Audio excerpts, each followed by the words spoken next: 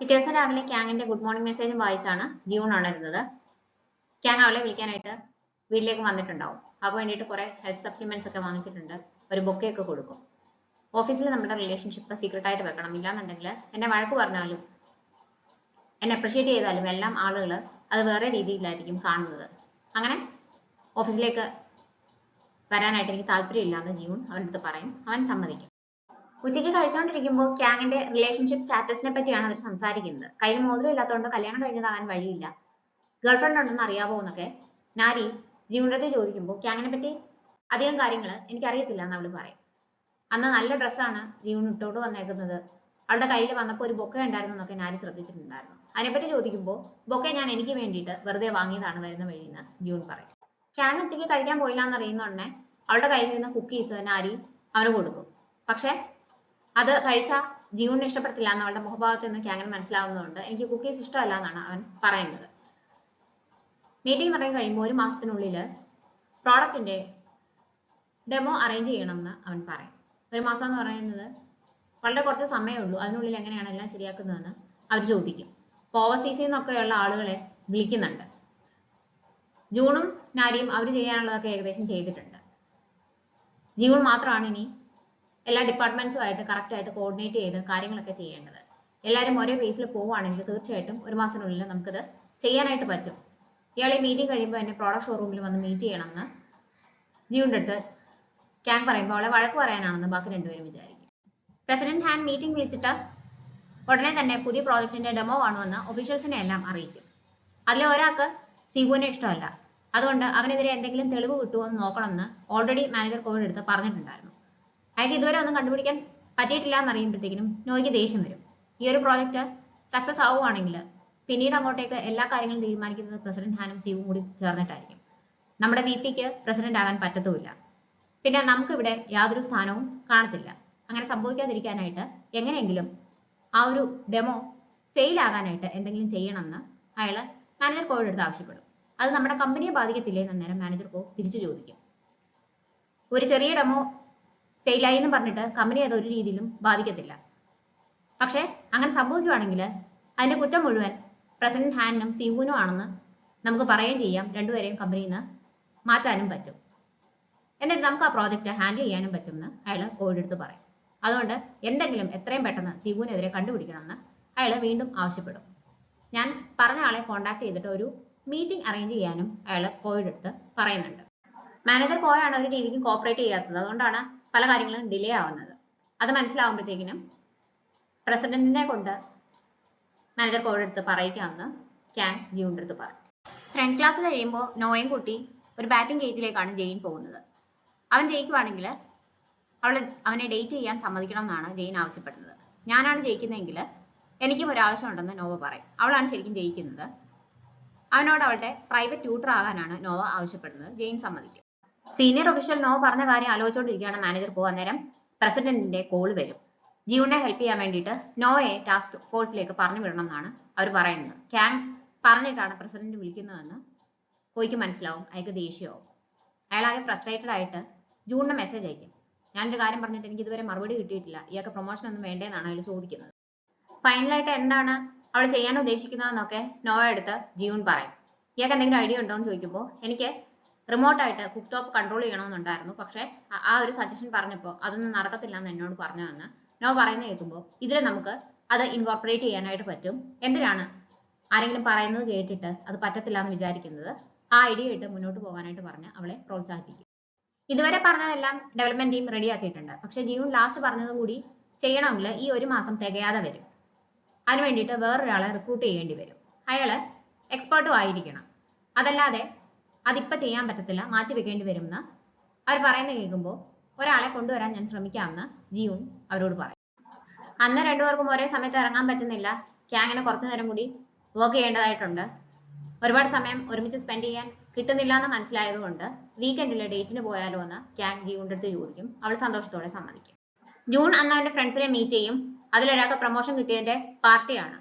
അവരുടെ കൂട്ടത്തിൽ ഇനി പ്രൊമോഷൻ കിട്ടാനുള്ളത് ജൂണിന് മാത്രമേ ഉള്ളൂ.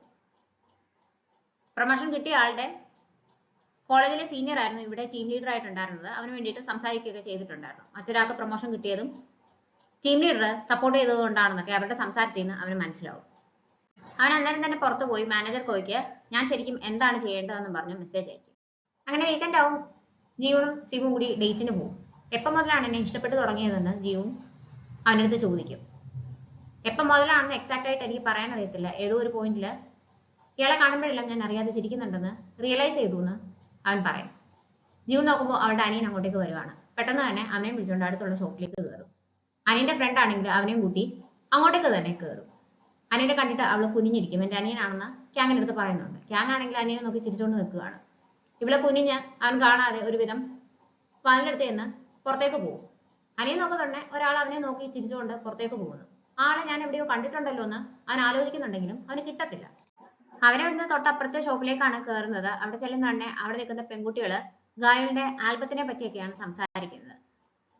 ജിയൂൺ അൺകംഫർട്ടബിൾ ആകുന്നു എന്ന് മനസ്സിലാക്കിയിട്ട് ക്യാങ് അവളെ വിളിച്ചുകൊണ്ട് പുറത്തേക്ക് പോകാൻ തുടങ്ങുമ്പോൾ അങ്ങോട്ടേക്ക് ജെയിനും നോയും കൂടി വരും. ഇവരെ കണ്ട് അവള് സർപ്രൈസ്ഡ് ആവും.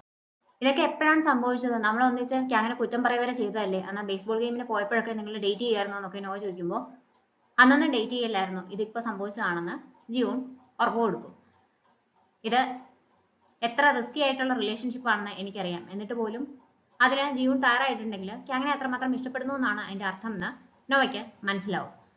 ആ സ്റ്റേഡിയത്തിൽ നിന്നുള്ള ഫോട്ടോ പുറത്തു വന്നപ്പോൾ തന്നെ കമ്പനിയിൽ നല്ല പുകിലായിരുന്നെന്ന് ഓർമ്മയുണ്ടല്ലോ, അതുകൊണ്ട് കെയർഫുൾ ആയിരിക്കണം എന്ന് നോവ ജിയൂണിനെ ഓർമ്മിപ്പിക്കും. നോവ ആരോടും പറയരുതെന്ന് ജിയൂണും അവളുടെ അടുത്ത് പറയും. നോവയുടെ കൂടെ ഉണ്ടായിരുന്നത് ആരാണെന്ന് ചോദിക്കുമ്പോൾ കോളേജിൽ പഠിക്കുന്ന കുട്ടിയാണ്, 23 വയസ്സേ ഉള്ളൂ, എൻ്റെ ലാംഗ്വേജ് ട്യൂട്ടർ ആണെന്ന് നോവ ജിയൂണിൻ്റെ അടുത്ത് പറയും. ഞങ്ങൾ ഇപ്പോഴും ഡേറ്റ് ചെയ്ത് തുടങ്ങിയിട്ടില്ല എന്ന് നോവ പറയുന്നുണ്ടെങ്കിലും അവൾക്ക് ആ പയ്യനെ ഇഷ്ടമാണെന്ന് ജിയൂണിന് മനസ്സിലാവും. അവരെന്തിനാണ് ഇങ്ങനെ ടെൻഷൻ ആകുന്നതെന്ന് ജെയിൻ ക്യാങ്ങിൻ്റെ അടുത്ത് ചോദിക്കും. ആർക്ക് കണ്ടാലും എന്നെക്കാട്ടിലും ബെറ്റർ ജിയൂൺ ആണെന്ന് മനസ്സിലാവും, അതുകൊണ്ടായിരിക്കാം എനിക്ക് ഒരുപാട് വീക്ക്നെസ് ഉള്ള ആളാണെന്ന് ക്യാങ് പറയും. അങ്ങനെയാണെങ്കിൽ ഇയാളുടെ ഏറ്റവും വലിയ വീക്ക്നെസ് എന്താണെന്ന് ജെയിൻ ചോദിക്കുമ്പോൾ ജിയൂൺ എന്നെ ഇഷ്ടപ്പെടുന്നതിനെക്കാട്ടി കൂടുതൽ ഞാൻ അവളെ ഇഷ്ടപ്പെടുന്നുണ്ട്, അതാണ് എൻ്റെ വീക്ക്നെസ് എന്ന് ക്യാങ് ജെയിൻ്റെ അടുത്ത് പറയും. അവൻ ആ റിപ്ലൈ നന്നായിട്ട് ഇഷ്ടപ്പെടും. നോവ ആരടുത്തും പറയാൻ പോകുന്നില്ല, അതിന്റെ കാര്യം ആലോചിച്ച് ടെൻഷൻ അടിക്കണ്ടെന്ന് ജിയൂൺ സിവുവിൻ്റെ അടുത്ത് പറയും. എന്നിട്ട് അടുത്ത് ഏതെങ്കിലും നല്ല റെസ്റ്റോറൻറ്റ് ഉണ്ടോ എന്ന് നോക്കാം, നമുക്ക് അവിടെ പോയി കഴിക്കാമെന്ന് പറയുമ്പോൾ എനിക്കിന്ന് പുറത്ത് കഴിക്കാനായിട്ട് ഒരു മൂഡില്ല, അതുകൊണ്ട് കഴിക്കാൻ പോകണ്ടെന്ന് അവൻ പറയും. അത് കേൾക്കുമ്പോൾ അവൾക്ക് നിരാശ തോന്നും. ഇയാൾക്ക് പ്രശ്നമൊന്നും ഇല്ലെങ്കിൽ എൻ്റെ വീട്ടിലേക്ക് വരുന്നോ എന്നാണ് അവൻ അടുത്തത് ചോദിക്കുന്നത്. അവൾ മിണ്ടാതിരിക്കുന്ന കാണുമ്പോൾ അങ്ങോട്ടേക്ക് വരുന്നത് കംഫർട്ടബിൾ അല്ലെങ്കിൽ ഞാൻ ചോദിച്ചതിൽ ക്ഷമിക്കണം, ഞാൻ അങ്ങനെ ചോദിച്ചു പോയതാണെന്ന് പറയുമ്പോഴത്തേക്കിനും ഇവളത് ആക്ച്വലി എൻജോയ് ചെയ്യുവാണ്. ഇവന് ഇത്രയ്ക്കും പാവമാണല്ലോ എന്ന് അവൾ മനസ്സിൽ വിചാരിക്കും. ശരിക്കും പറഞ്ഞാൽ ഇയാളോട് ഒരുമിച്ച് കുറച്ച് സമയം ഒറ്റയ്ക്ക് സ്പെൻഡ് ചെയ്യാൻ വേണ്ടിയിട്ടാണ് ഞാനിതൊക്കെ പറയുന്നതെന്ന് അവൻ പറയുമ്പോഴത്തേക്കിനും അവള് വീട്ടിൽ ചെല്ലാമെന്ന് സമ്മതിക്കും. വീട്ടിൽ ചെന്ന് കഴിയുമ്പോൾ സിവു കുക്ക് ചെയ്യാനൊക്കെ തുടങ്ങും. ജീവനും അവനെ ഹെൽപ്പ് ചെയ്യും. എന്തുകൊണ്ടാണ് ഇത് കഴിയുമ്പോൾ യുഎസിലേക്ക് പോകണമെന്ന് തീരുമാനിച്ചിരുന്നതെന്ന് അവൾ ചോദിക്കും. എനിക്കിവിടെ അങ്ങനെ അടുപ്പമുള്ള ആരും ഉണ്ടായിരുന്നില്ല, അങ്ങനെ ഒരു ക്ലോസ് റിലേഷൻ ആരുമായിട്ടും ഇല്ല. ഞാൻ എൻ്റെ അച്ഛനെ കാണുന്നത് തന്നെ വർഷത്തിലൊരിക്കൽ അമ്മയുടെ മെമ്മോറിയൽ ദിവസമാണ്. ഞങ്ങൾ തമ്മിലും അങ്ങനെ നല്ലൊരു റിലേഷൻ അല്ല. ഇവിടത്തെക്കാട്ടിലും കംഫർട്ടബിൾ ഞാൻ യുഎസിലായിരുന്നു, അതുകൊണ്ടാണ് തിരിച്ച് അങ്ങോട്ടേക്ക് തന്നെ പോകാമെന്ന് ഞാൻ തീരുമാനിച്ചിരുന്നതെന്ന് അവൻ പറയും. ഒരു ഷോപ്പിൽ ചെന്ന ബില്ല് എങ്ങനെ ചോദിച്ചു വാങ്ങിക്കണം എന്നൊക്കെ ഫ്രഞ്ചിൽ ജെയിൻ്റെ അടുത്ത് ചോദിച്ച് പഠിച്ചുകൊണ്ടിരിക്കുകയാണ് നോവ. കുറച്ചു നേരം ഓരോന്ന് പറഞ്ഞു കൊടുത്തതിന് ശേഷം അവൻ ഇയാൾക്ക് എൻ്റെ ബോയ് ഫ്രണ്ട് ആകാമോ എന്നുള്ള രീതിക്കുള്ള സെന്റൻസും അവളുടെ അടുത്ത് പറയും. എന്താണെന്ന് മനസ്സിലാകത്തില്ലെങ്കിലും അവൾ അത് റിപ്പീറ്റ് ചെയ്യും. അങ്ങനെ ആകാൻ എനിക്ക് ആഗ്രഹമുണ്ടെന്ന് അവൻ മറുപടിയും പറയും. എന്താണ് എന്നെ കൊണ്ട് ഇപ്പോൾ പറയിച്ചതെന്ന് അവളുടെ അടുത്ത് ചോദിക്കുന്നുണ്ടെങ്കിലും അവൻ പറഞ്ഞു കൊടുക്കത്തില്ല. സിവുവിന്റെ വീക്ക്നെസ് എന്താണെന്ന് കണ്ടുപിടിക്കണമെന്നാണ് മാനേജർ കോ ജൂണിന്റെ അടുത്ത് ആവശ്യപ്പെടുന്നത്. വീക്ക്നെസ് കണ്ടുപിടിക്കണമെങ്കിൽ അവർ തമ്മിൽ അടുപ്പം ഉണ്ടാകണം. അതുകൊണ്ട് ക്യാങ്ങിന്റെ അടുത്ത് ഒന്നിച്ച് കഴിക്കാൻ പോയാലോ എന്ന് ജൂൺ വന്ന് ചോദിക്കും. അവൻ ഓൾറെഡി കഴിച്ചിട്ടുണ്ടായിരുന്നു. അത് കേൾക്കുമ്പോൾ ജൂണിന്റെ മുഖം മാറും. അത് മനസ്സിലാക്കിയിട്ട് ഇയാൾക്ക് കോഫി വേണമെന്ന് ക്യാങ് അങ്ങോട്ടേക്ക് ചോദിക്കും. അപ്പോൾ ഒന്നിച്ച് കോഫി കുടിക്കാൻ പോകാമെന്ന് ജൂൺ വിചാരിക്കുമ്പോഴത്തേക്കിനും ഞാൻ പോയി എടുത്തിട്ട് വരാമെന്നാണ് ക്യാങ് പറയുന്നത്. ജൂൺ അങ്ങോട്ടേക്ക് പോയിട്ടുണ്ടായിരുന്നു, അവനത് കണ്ടിട്ടുണ്ടായിരുന്നു, അതുകൊണ്ടാണ് അവൻ അങ്ങനെ പറയുന്നത്. അവിടെ ചെല്ലുമ്പോൾ ജീവൻ അവിടെ നിൽപ്പുണ്ട്. അവർ കൈയൊക്കെ പിടിച്ച് കുറെ നേരം സംസാരിച്ചുകൊണ്ട് നിൽക്കും. ക്യാങ് പോയിട്ട് ഒരുപാട് നേരമായിട്ടും കാണാത്തത് കൊണ്ട് ജൂൺ അങ്ങോട്ടേക്ക് അന്വേഷിച്ച് വരും. പെട്ടെന്ന് രണ്ടുപേരും മാറിക്കളയും. ജൂണിന്റെ കയ്യിൽ നിന്ന് എന്തോ താഴെ പോകും, പക്ഷെ അവള് നാച്ചുറൽ ആയിട്ട് ആക്ട് ചെയ്യും. കളത്തറുണ്ടെന്നൊന്നും ജൂണിന് മനസ്സിലാകത്തില്ല. അവന് കോഫി കൊടുത്തിട്ട് ക്യാങ് പോവുകയും ചെയ്യും. ക്യാങ്ങിൻ്റെ അടുത്ത് അടുക്കാനായിട്ട് പറ്റുന്നില്ലല്ലോ, എല്ലാവരും ഒരു ഡിസ്റ്റൻസിലാണല്ലോ നിർത്തുന്നതെന്ന് ജൂൺ ആത്മകഥം പറയുന്നത് കേൾക്കുമ്പോൾ ഒന്നും മിണ്ടാതെ ജൂൺ അവനെ നോക്കും. അവളുടെ അടുത്ത് അങ്ങനെയൊന്നും അല്ലല്ലോ ക്യാങ് പെരുമാറുന്നത്. ജെയിൻ അവന്റെ സ്റ്റുഡിയോയിലേക്ക് നോയം കൂട്ടി പോകും. അവനവിടെ പാർട്ട് ടൈം ആയിട്ട് ഓഡിയോ മിക്സിംഗ് ഒക്കെ ചെയ്യുകയാണ്. അതെങ്ങനെയാണ് ചെയ്യുന്നതെന്നൊക്കെ അവർക്ക് കാണിച്ചു കൊടുക്കും. അവള് ഫാസിനേറ്റഡ് ആയിട്ട് അതൊക്കെ നോക്കിയിരിക്കുന്ന കാണുമ്പോഴത്തേക്കിനും ഇയാൾക്ക് എന്നെ ഡേറ്റ് ചെയ്യാമോന്ന് ജെയിൻ നോവടുത്ത് ചോദിക്കും. അവള് സർപ്രൈസ്ഡ് ആയിട്ട് അവനെ ഇങ്ങനെ നോക്കുമ്പോഴത്തേക്കിനും അതെനിക്ക് തെറ്റ് പറ്റിയതാണോ, നമ്മൾ ഓൾറെഡി ഡേറ്റ് ചെയ്യുവാണോ എന്നാണ് ചോദിക്കുന്നത്.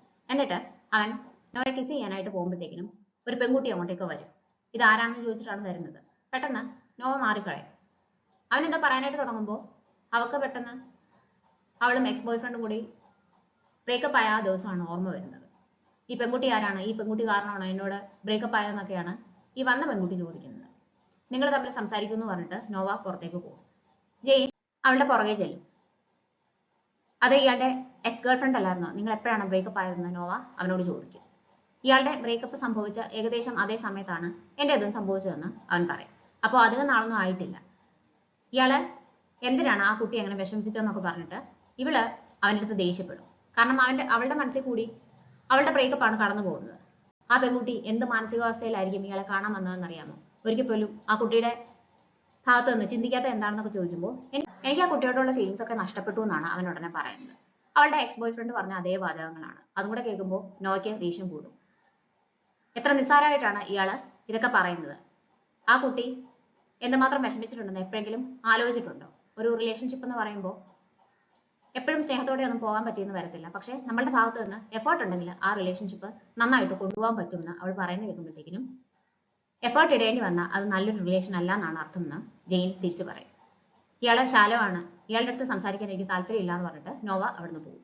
വീട്ടിലേക്ക് കൊണ്ടുവിടാമെന്ന് സിവു ജിയുടെ അടുത്ത് പറയും. പക്ഷേ ഹെയിന്റെ വെഡിങ്ങിന് വേണ്ടിയിട്ട് ഒരു പെർഫോമൻസ് ഫ്രണ്ട്സ് എല്ലാം കൂടി പ്ലാൻ ചെയ്തിട്ടുണ്ടായിരുന്നു. അതിന്റെ റിഹേഴ്സൽ ഉണ്ട്, അങ്ങോട്ടേക്ക് അവർക്ക് പോകണം. അങ്ങനെ സിവു അവളെ അവിടെ കൊണ്ടുവിടും. അവള് കാറിൽ നിന്ന് ഇറങ്ങി നടക്കുമ്പോൾ ഗായുള് അങ്ങോട്ടേക്ക് കയറി പോകുന്നത് സിവു കാണും. ജിയൂൺ ഇത് ശ്രദ്ധിക്കുന്നില്ല.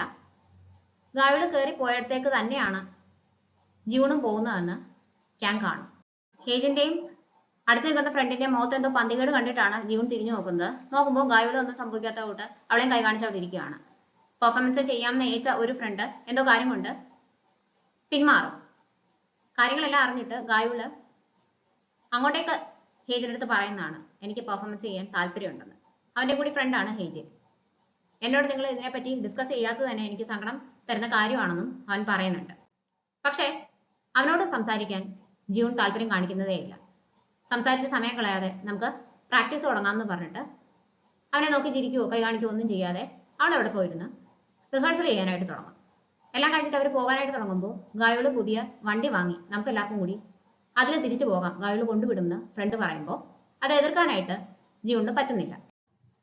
പുതിയ ആൽബം ഇറങ്ങി ഹിറ്റായി, നല്ലൊരു ഏജൻസിയിൽ സൈൻ ചെയ്തു, അങ്ങനെ കുറെ പൈസ ഒക്കെ കിട്ടിയിട്ടുണ്ട് ഗായുളിന്. അങ്ങനെയാണ് അവൻ പുതിയ വണ്ടിയൊക്കെ വാങ്ങുന്നത്. പണ്ടത്തെ കാര്യങ്ങളൊക്കെ പറഞ്ഞ് ഫ്രണ്ട്സ് രണ്ടുപേരും ചിരിക്കുകയൊക്കെ ചെയ്യുന്നുണ്ട്. ജിയൂൺ ഒന്നും മിണ്ടാതിരിക്കുകയാണ്. അത് ഗായുള് കാണും. അതിൻ്റെ ഇടയ്ക്ക് എന്തോ പറഞ്ഞ് അവരെല്ലാം കൂടി ചിരിക്കുമ്പോൾ അറിയാതെ ജിയൂണ് ചിരിക്കുന്നത് ഗായുള് ശ്രദ്ധിക്കും. കുറച്ചു നേരം ചെന്ന് കഴിയുമ്പോൾ അവർ രണ്ടുപേരും ഒറ്റയ്ക്കാവും. നമ്മൾ പണ്ട് സ്വപ്നം കണ്ട കൂട്ട് ഞാനൊരു വീട് വാങ്ങിയിട്ടുണ്ട്. വീട്ടിൽ നിന്നാൽ റിവർ കാണാം, കുറച്ച് ദൂരെയാണ്, എങ്കിലും പ്രശ്നമില്ല. വലിയൊരു യാർഡുണ്ട്, അവിടെ പൂച്ചക്കുട്ടികളുണ്ട്. നമ്മൾ കണ്ട സ്വപ്നങ്ങൾ ഓരോന്നായിട്ട് ഞാൻ അച്ചീവ് ചെയ്തുകൊണ്ടിരിക്കുകയാണെന്ന് ഗായുള് പറയും. ജിയൂണിന് കൂടുതൽ സംസാരിക്കാൻ താല്പര്യം ഉണ്ടായിരുന്നില്ല. അതുകൊണ്ട് എന്നെ അപ്പുറത്തെ ഷോപ്പിൽ ഇറക്കിയാൽ മതിയെന്ന് അവൾ പറയും. ഞാൻ വീട്ടിൽ കൊണ്ടുവിടാന്ന് പറയുമ്പോൾ അതിന്റെ ആവശ്യമില്ല എന്നാണ് അവൾ പറയുന്നത്. ഇയാളെന്തിനാണ് ഇങ്ങനെ എന്നോട് ബിഹേവ് ചെയ്യുന്നത്, നമുക്ക് ഫ്രണ്ട്സ് ആയിട്ട് ഇരിക്കാനും പാടില്ലേന്ന് ചോദിക്കുമ്പോൾ എനിക്കത് പറ്റുമെന്ന് തോന്നുന്നില്ല എന്ന് ജിയൂൺ മറുപടി കൊടുക്കും. അത് ഗായുളിന് ഹേർട്ടാവും. വീട്ടിലേക്ക് പോകുന്ന വഴി ജിയൂണിന് ക്യാങ്ങിന്റെ കോള് വരും. പക്ഷെ അവൾ അത് അറ്റൻഡ് ചെയ്യത്തില്ല. അറ്റൻഡ് ചെയ്യുകയാണെങ്കിൽ അവനോട് കള്ളം പറയേണ്ടി വരുമെന്ന് അവൾക്കറിയാം. അത് അവോയ്ഡ് ചെയ്യാൻ വേണ്ടിയിട്ടാണ് അവള് അറ്റൻഡ് ചെയ്യാതിരിക്കുന്നത്. അവൻ മെസ്സേജ് അയക്കും, പക്ഷെ അവള് റിപ്ലൈയും കൊടുക്കത്തില്ല. ഇപ്പോ എല്ലാ ദിവസവും രാത്രിയിൽ അവർ പരസ്പരം മെസ്സേജസ് ഒക്കെ അയക്കാറുണ്ടായിരുന്നു. അത് അന്നത്തെ ദിവസം കിട്ടാതിരിക്കുമ്പോൾ അവന് സങ്കടം തോന്നും. ഒന്നാമത്തെ ഗായുളും അങ്ങോട്ടേക്ക് പോയിട്ടുണ്ടെന്ന് അവനറിയാം. എന്താണ് അവിടെ സംഭവിച്ചതെന്ന് അറിയാനുള്ള ആകാംക്ഷ അവനുണ്ട്. പിറ്റേ ദിവസം ഓഫീസിൽ വെച്ച് കാണുമ്പോൾ എല്ലാം പറയാമെന്നാണ് ജിയൂൺ മനസ്സിൽ വിചാരിക്കുന്നത്. ഓഫീസിൽ ചെല്ലുമ്പോഴത്തേക്കിനും ഇന്നലെ ഇയാൾ നന്നായി ഉറങ്ങിയോ എന്ന് ക്യാൻ അവളോട് ചോദിക്കും. അവൾ എന്നിട്ട് എന്തോ പറയാനായിട്ട് വരുമ്പോഴത്തേക്കിനും നോവ എന്തോ ആവശ്യത്തിന് വിളിക്കും. അങ്ങനെ അവൾക്ക് പറയാൻ ഉദ്ദേശിച്ചത് പറയാനായിട്ട് പറ്റുന്നില്ല. ഡിസൈൻ ടീമായിട്ടുള്ള മീറ്റിംഗ് നടക്കുകയാണ്. ക്യാങ്ങിന്റെ സംശയങ്ങൾക്കൊക്കെ ചോദിക്ക് റിപ്ലൈ ഉണ്ട്. ഞാൻ ഉദ്ദേശിച്ച പോലെ അല്ല ഇത് വന്നേക്കുന്നത്, എനിക്ക് കുറച്ചും കൂടി ഫീച്ചേഴ്സ് അതിൽ ആഡ് ചെയ്യണം എന്നുള്ള രീതിക്ക് ജിയൂൺ പറയുമെങ്കിലും ഫൈനൽ ഡ്രാഫ്റ്റുമായിട്ട് മുന്നോട്ട് പൊക്കോളാനായിട്ട് സിവു ചോയുടെ അടുത്ത് പറയും. ജിയൂൺ എന്താണ് പറയാൻ വന്നതെന്ന് കേൾക്കാനായിട്ട് അവൻ റെഡി ആയില്ല. അവൾ പറയുന്നതിന് മുമ്പ് തന്നെയാണ് ഇത് കയറി പറയുന്നത്. പറയാൻ സമ്മതിച്ചില്ല എന്നുള്ള ദേഷ്യം ജിയൂണിന് വരും. ക്യാങ്ങിനെ അന്വേഷിച്ച് മിസ് ചോയ് അവരുടെ ഡിപ്പാർട്ട്മെന്റിലേക്ക് വരും. അവൻ പ്രസിഡന്റിനെ കാണാൻ പോയേക്കുവാണെന്ന് ജിയൂൺ ചോയുടെ അടുത്ത് പറയും. ചോയ് മെസ്സേജ് അയച്ചിട്ടും വിളിച്ചിട്ടും ഒന്നും ക്യാങ്ങിന്റെ ഭാഗത്തു നിന്ന് ഒരു റെസ്പോൺസും ഉണ്ടായിരുന്നില്ല. ഞാൻ പിന്നീട് അങ്ങോട്ടേക്ക് ക്യാങ്ങിനെ കോൺടാക്ട് ചെയ്തോളാം എന്ന് ചോയ് പറയുന്ന സമയത്ത് ജിയൂണിന് ക്യാങ്ങിന്റെ കോള് വരും. അവൾ ഉള്ളിൽ സന്തോഷിക്കും, പക്ഷെ ചോയുടെ അടുത്ത് അത് ക്യാങ് ആണെന്നൊന്നും പറയത്തില്ല. ഇയാളെ മീറ്റിങ്ങിന്റെ ഇടയിൽ പറഞ്ഞതെല്ലാം നല്ല സജഷൻസ് ആയിരുന്നു. ഞാൻ ഫൈനൽ ഡ്രാഫ്റ്റ് അതൊക്കെ മനസ്സിൽ വെച്ചിട്ട് പ്രിപ്പയർ ചെയ്യാം. ഇയാൾ ഇത്ര കോൺഫിഡന്റ് ആയിട്ടെല്ലാം പറയുന്നത് കണ്ടപ്പോൾ ഒരു മെന്റർ എന്ന നിലയിൽ എനിക്ക് അഭിമാനം തോന്നിയെന്ന് അവളെ പ്രോത്സാഹിപ്പിക്കുന്ന രീതിയിൽ സംസാരിച്ചിട്ടാണ് ചോയ് അവിടുന്ന് പോകുന്നത്.